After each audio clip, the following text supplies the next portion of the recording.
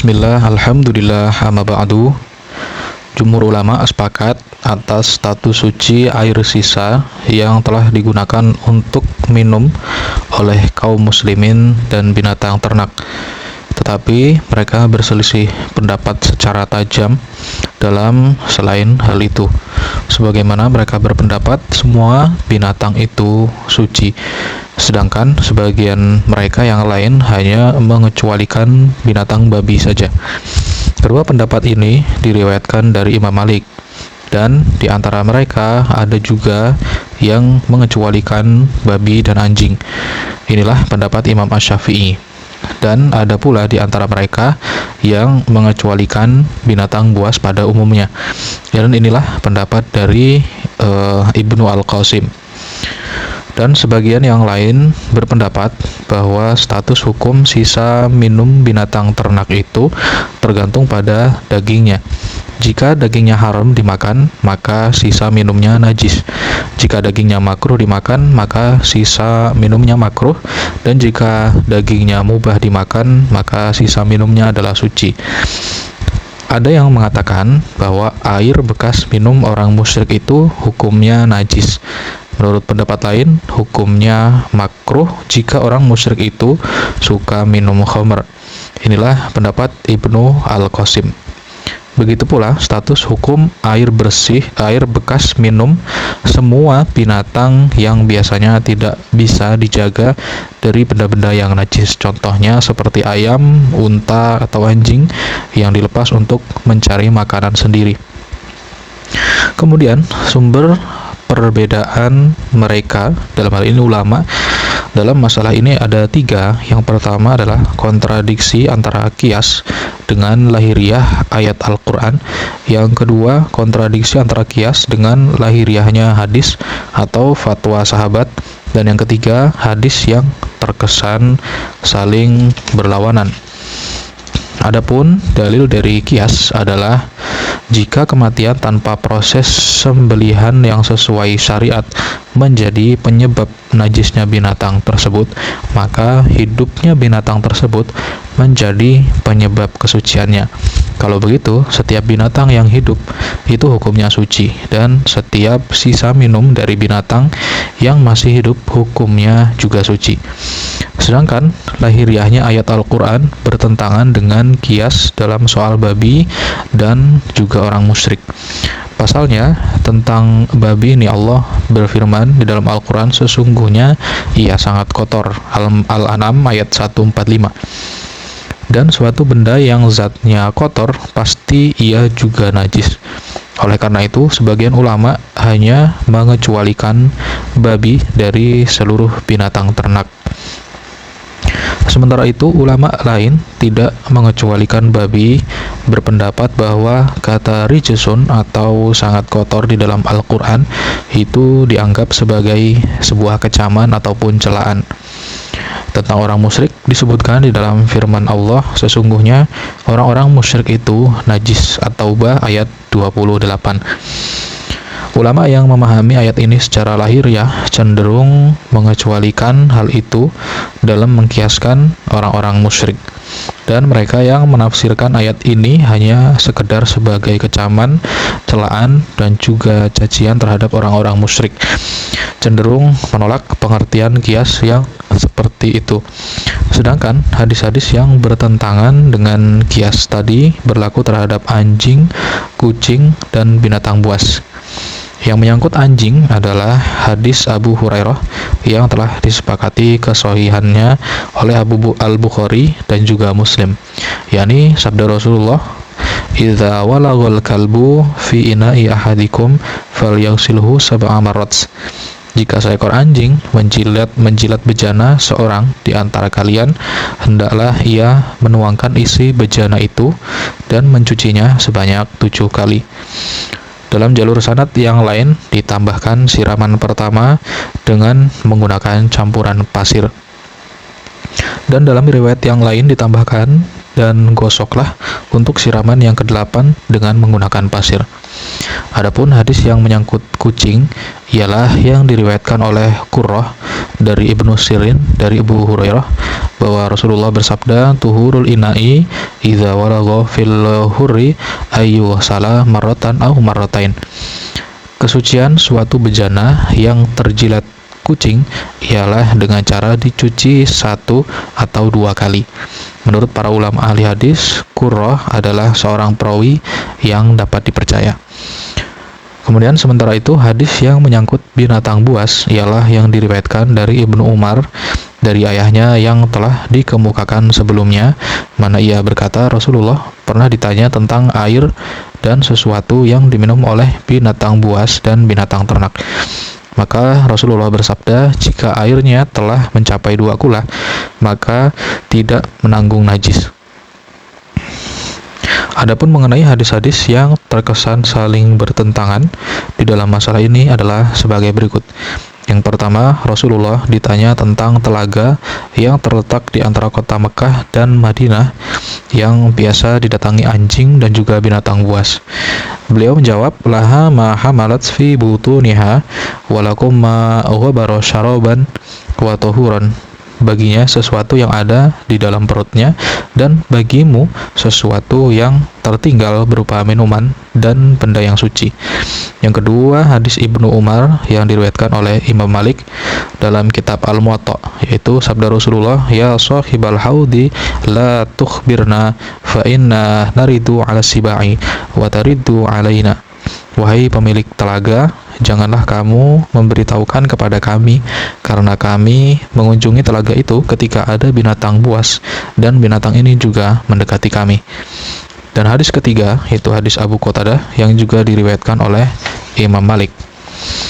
An kabasyata sakabat lahu wudu'an faja'at hirratun litashraba minhu fa'aswa lahal ina'a hatta syarabat thumma qala inna rasulallahi sallallahu alaihi wasallam qala innaha laysat binajasin innama hiya minat tawafina alaikum awit tawafat. Sesungguhnya Kabisyah menuangkan air wudhu Qatadah, kemudian muncul seekor kucing yang ingin meminumnya. Lalu Qatadah memiringkan bejana supaya kucing itu bisa meminumnya. Selanjutnya ia berkata, sesungguhnya Rasulullah pernah bersabda, kucing itu tidak najis, sesungguhnya ia hanyalah termasuk binatang yang mengelilingi kalian, baik yang jantan maupun yang betina. Dalam hal ini, para ulama berbeda pendapat dalam mewakili beberapa hadis tersebut dan cara mengkompromikannya dengan kias atau analogi yang telah disebutkan sebelumnya. Menurut Imam Malik, perintah menuangkan air yang telah diminum anjing dan mencuci bejananya itu bernilai ibadah tanpa harus mengetahui sebabnya. Dan air bekas jilatan anjing itu menurut Imam Malik tidak najis. Juga menurut Imam Malik tidak perlu menuangkan segala sesuatu bekas jilatan anjing selain air, karena hal itu bertentangan dengan kias.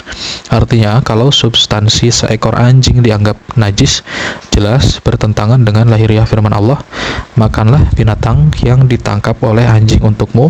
Al-Maidah ayat 4.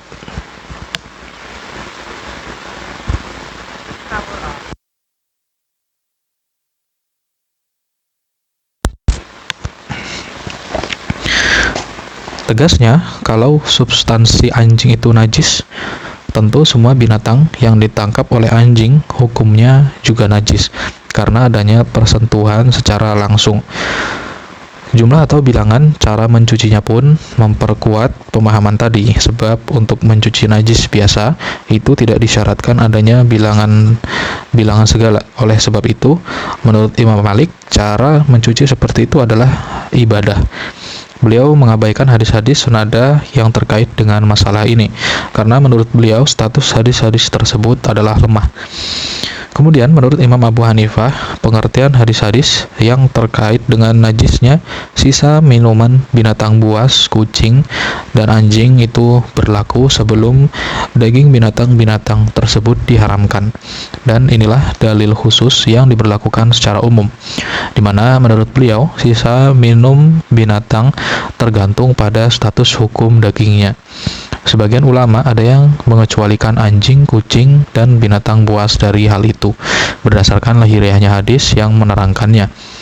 Dan juga ada sebagian ulama yang menghukumi suci terhadap sisa minum anjing dan kucing, jadi mereka hanya mengecualikan binatang buas saja. Adapun mengenai sisa minum anjing, ada beberapa syarat yang harus dipenuhi dalam mencucinya. Yang jelas hal itu bertentangan dengan lahiriah ayat Al-Quran dan hadis Abu Qatadah. Sedangkan alasan bahwa kucing dianggap tidak najis karena termasuk binatang yang ada di sekitar kita atau yang jinak adalah alasan yang lemah, sebab anjing juga termasuk binatang seperti itu, sama seperti kucing. Nah, mengenai masalah kucing ini dikembalikan kepada kekuatan hadis Qatadah dibandingkan hadis Qurrah yang bersumber dari Ibnu Sirin, dan kepada kekuatan hadis Ibnu Umar dibandingkan dengan hadis Umar. Di samping juga maksud hadis tersebut. Soalnya hadis Abu Qatadah itu bertentangan dengan dalil khitab. Hal itu dapat diketahui bahwa jika kucing itu tidak najis dengan alasan karena binatang ini jinak, maka dapat diartikan bahwa binatang yang tidak jinak seperti binatang buas, sisa minumnya haram. Di antara yang berpendapat demikian adalah Ibnul Qasim. Kemudian sementara itu, Imam Abu Hanifah seperti telah dikemukakan sebelumnya berpendapat bahwa sisa minuman anjing itu najis. Menurut beliau, bilangan tertentu untuk mencuci bejana yang terkena jilatan bukan syarat. Sebab jika itu menjadi syarat daripada kesuciannya, maka jelas bertentangan dengan kias dalam mencuci najis. Pedoman dasarnya hanyalah menghilangkan najis itu. Argumentasi seperti ini lazim dikemukakan oleh Imam Abu Hanifah untuk menolak hadis ahad jika bertentangan dengan esensi aturan dasar. Kemudian Al-Qadi berkata, sebagian hadis ini diamalkan dan sebagian lagi tidak. Maksud Ibnu Rus, sebagian hadis ini bisa diamalkan sepanjang tidak bertentangan dengan hukum dasar. Begitu pula sebaliknya, hal itu diperkuat oleh pendapat Abu Hurairah selaku yang meriwayatkan hadis tersebut. Itulah hal-hal yang mendorong ulama ahli fikih berbeda pendapat secara panjang lebar tentang masalah ini, dan bahkan menimbulkan perpecahan di kalangan mereka. Masalah ini adalah murni bersifat ijtihad, sulit ditemukan tarjihnya. Barangkali pendapat yang patut diunggulkan ialah pendapat yang mengecualikan dari kesucian sisa air minum anjing, babi, dan orang musyrik, karena adanya beberapa hadis sahih yang berlaku terhadap anjing, dan juga karena lahiriahnya ayat itu lebih patut untuk diikuti dalam masalah najisnya babi dan orang musyrik daripada kias. Kemudian demikian pula dengan segi lahiriahnya hadis, dan inilah yang menjadi pegangan mayoritas ulama ahli fikih. Maksud dari Ibnu Rus ialah pendapat yang menganggap najis terhadap sisa air minum anjing, sebab perintah untuk membuang isi bejana yang dijilat oleh seekor anjing dalam pandangan syariat itu sesuai dengan hukum najis air yang sudah dijilat oleh seekor anjing. Al-Qadi berkata, menurut kakek saya, dalam hal ini adalah kakek Ibnu Rus yang seorang Al-Qadi, di dalam kitabnya Al-Muqaddimah, bahwa hadis ini mengandung alasan yang maknanya bisa diterima oleh akal, dan alasan tersebut bukan karena najisnya bejana tersebut, melainkan karena bejana itu dijilat oleh anjing. Itulah sebabnya untuk mencucinya harus sebanyak 7 kali. Karena bilangan 7 inilah yang dalam syariat lazim digunakan dalam banyak kasus pengobatan dari berbagai penyakit. Inilah pendapat kakek dari Ibnu Rus sebagai pendapat yang sesuai dengan pendapat para ulama dari mazhab Maliki. Sebab kalau kita mengatakan air tersebut tidak najis, maka yang lebih utama adalah memberikan alasan kenapa harus membasuhnya, bukan tidak memberikan alasan sama sekali. Ibnu Rus juga sempat mendengar sanggahan dari beberapa orang bahwa jika penyakit gila seekor anjing sedang kambuh, biasanya ia tidak mau mendekati air. Pernyataan ini memang benar manakala penyakit anjing itu sudah parah, tetapi pada stadium tertentu dan secara tiba-tiba anjing biasa mencari air. Jadi sanggahan mereka tersebut tidak ada artinya. Lagi pula di dalam hadis tersebut sama sekali tidak disebutkan tentang air, yang disebutkan hanya bejana. Mungkin sisa minuman anjing itu mengandung bahaya, meskipun ia tidak gila. Kalau begitu, perhatian syariat terhadap masalah ini hampir sama dengan lalat yang hinggap pada makanan atau minuman yang diperintahkan agar ditenggelamkan. Alasannya, sayap lalat yang satu mengandung penyakit dan yang satunya lagi mengandung obat. Adapun pendapat dalam mazhab Maliki yang menyatakan bahwa yang dimaksud anjing di sini adalah anjing yang dilarang untuk dipelihara atau anjing hutan, adalah pendapat yang sangat lemah dan tidak relevan dengan alasan di atas, kecuali jika dimaksud untuk melemahkan semangat atau keinginan memelihara anjing. Wallahu a'lam bishawab.